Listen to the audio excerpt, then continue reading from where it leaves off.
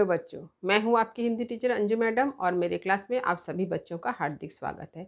बच्चों, आप लोग देख ही रहे हैं कि हम लोग अभी पढ़ रहे हैं मातृभूमि का मान शीर्षक एकांकी। यह एकांकी हरिकृष्ण प्रेमी द्वारा लिखा गया है। इस एकांकी के कथा वस्तु, उद्देश्य, लेखक का परिचय, शीर्षक की सार्थकता से संबंधित 4 वीडियो आपके यूट्यूब पर अपलोड कर दिया गया है। आप में से जिन बच्चों ने अभी तक इस वीडियो को नहीं देखा है, वे डिस्क्रिप्शन बॉक्स में दिए गए लिंक को क्लिक करके इन चारों वीडियो को देखें और अच्छी तरह से समझ लें।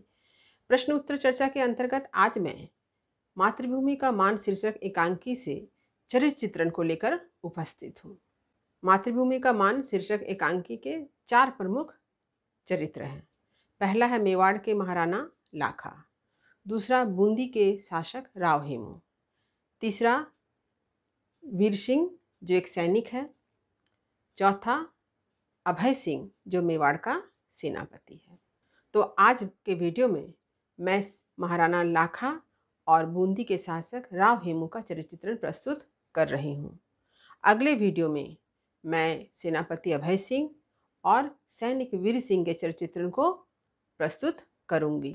तो आपसे यह अनुरोध है कि आज के वीडियो को देखने के बाद आप अगले वीडियो को अवश्य देखें, ताकि उस वीडियो को देखने से चरित्र चित्रण संबंधी प्रश्न के उत्तर आप परीक्षा में अच्छी तरह से लिख पाएंगे। तो बिना देर के आज का विषय आरंभ कर रही हूँ। देखिए, चरित्र चित्रण। महाराणा लाखा। मेवाड़ के शासक का नाम महाराणा लाखा है। इस एकांकी यानी मातृभूमि का मान में उनका वर्णन एक देशभक्त शासक व वीर के रूप में हुआ है। यानी महाराणा लाखा भी एक देशभक्त और वीर है। आप सभी जानते हैं कि मेवाड़ का इतिहास, चित्तौड़ का इतिहास जो है वीरता से भरा हुआ है। तो वहाँ के जितने भी राजा हुए सभी एक से एक वीर थे। उन्हें अपने मेवाड़ राज्य पर गर्व है। विदेशी शक्तियों से सुरक्षा के लिए वे चाहते हैं कि सभी छोटे बड़े राजपूताना राज्य संगठित होकर रहे। यानी वो देश की एकता के लिए, देश की अखंडता की बात सोचते हैं और चाहते हैं कि सभी छोटे बड़े राज्य जो है एक साथ मिलजुल कर रहे। यह सोच उनकी बड़ी दूरदर्शी सोच है, पर उनका अपने मेवाड़ और स्वयं के प्रति गर्व तब अहंकार में बदल जाता है जब वे चाहते हैं कि सभी राज्य उनके अधीन रहे। लेकिन उन्हें अपने राज्य पर गर्व है। गर्व के साथ क्या हो जाता है, उन्हें अपने राज्य और खुद पर एक अहंकार का बोध हो जाता है, अहंकार का भाव आ जाता है अपने प्रति। यही जो है उसके चरित्र की एक बहुत बड़ी कमी है जो इस एकांकी में दिखलाया गया है। और यही कारण है कि उसने बूंदी के जो शासक थे राव हेमू, उनके पास ये प्रस्ताव भेज दिया कि सभी राज्य एकजुट होकर रहे, लेकिन एक केंद्र के अधीन रहे। वो केंद्र कौन बनेगा? मेवाड़ बनेगा। और इसी बात पर बूंदी के शासक राव हेमू से उसका विवाद हो जाता है। और इस बात पर क्या होता है, बूंदी का जो शासक है राव हेमू, वो इसे स्वीकार नहीं करते हैं। वे वीर का मान करना जानते हैं, वे यानी महाराणा लाखा।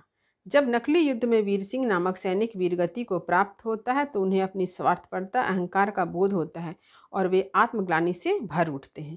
वे वीर सिंह के शव का सम्मान करते हैं। महाराणा लाखा के चरित्र की एक यह विशेषता है कि वे तो खुद वीर हैं, लेकिन एक दूसरे वीर का भी वो सम्मान करना जानते हैं। यही कारण है कि वीर सिंह जब नकली युद्ध में मारा जाता है तो वे उसके शव के समक्ष नतमस्तक होते हैं, उसका सम्मान करते हैं। अब चलिए राव हेमू का चरित्र देखें। राव हेमू बूंदी राज्य के शासक राव हेमू है, जो अत्यंत वीर, स्वाभिमानी, देशभक्त, निर्भीक और सच्चे राजपूत हैं। राजपूत जाति पर उन्हें गर्व है। उनकी वीरता इस बात से प्रमाणित है कि निमरा के युद्ध के मैदान में मेवाड़ के महाराणा लाखा को उनसे पराजित होना पड़ा। देखिए, मेवाड़ के महाराणा जो थे लाखा, वो तो वीर थे।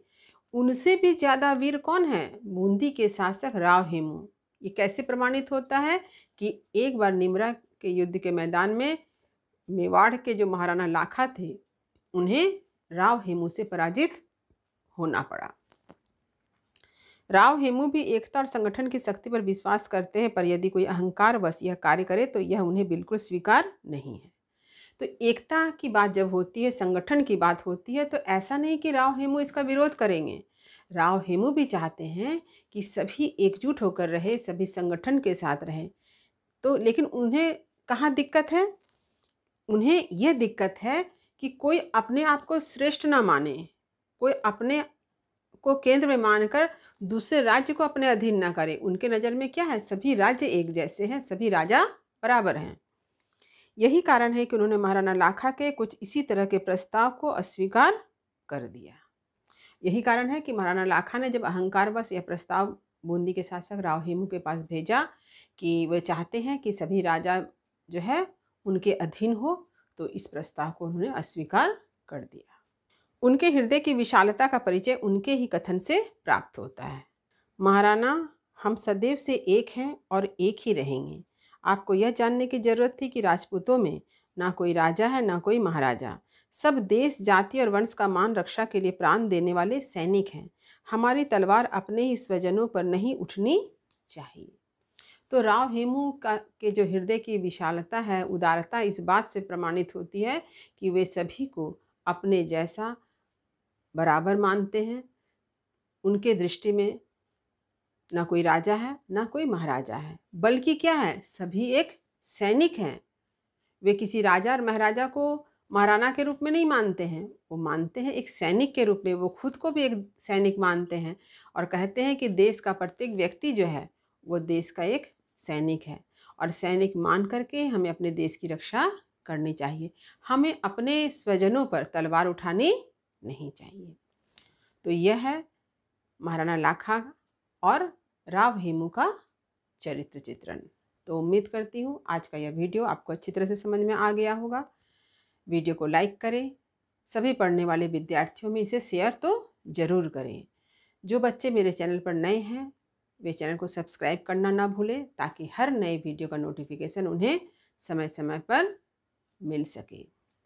तो अगले वीडियो में मैं चरित्र चित्रण के अंतर्गत सेनापति अभय सिंह और सैनिक वीर सिंह के चरित्र को लेकर के आपके समक्ष पुनः उपस्थित रहूंगी।